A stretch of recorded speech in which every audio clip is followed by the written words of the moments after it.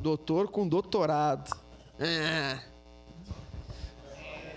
Eu acho que hoje o Banco Nacional de Desenvolvimento Econômico e Social oferece financiamentos para a mobilidade urbana com alienação fiduciária. O que isso quer dizer? Que o município que tem 2.000 terrenos pode pegar 100 desses terrenos que valham R$100 mil e dar lá esses terrenos para o Banco BNDES, tomar um empréstimo de R$10 milhões e investir em mobilidade urbana. É isso que o prefeito Odilon precisa fazer.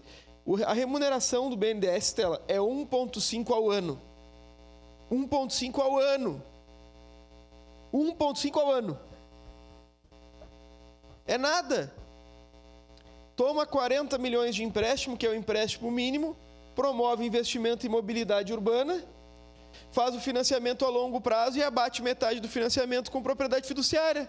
É simples resolver, vereadora Sandra.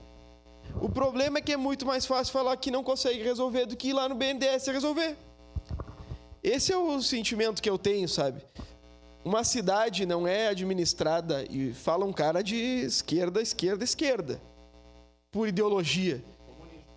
Exatamente. Ela tem que ser administrada por um gestor que entenda minimamente de uma cidade para o futuro, vereador Lucas. Existe divergência ideológica com mobilidade urbana? Sinceramente, não pode existir. A gente tem que fazer investimento e acabou. E o prefeito Odilon precisa ser um pouquinho mais competente nisso, vereador Elisandro Fius. Ele precisa tomar empréstimo do BNDES. Eu falei isso em abril do ano passado aqui, apresentei todas as taxas de empréstimo, apresentei as saídas com alienação fiduciária. A gente fica cansado de falar, sabe? Porque a gente dá-lhe pau mesmo, vereador Pedro, porque a gente apresenta a saída e está 1 ano esperando. Eu falo que o prefeito é incompetente porque eu apresentei 1 milhão de saídas antes de falar que ele é incompetente. Muito obrigado. Obrigado, vereador.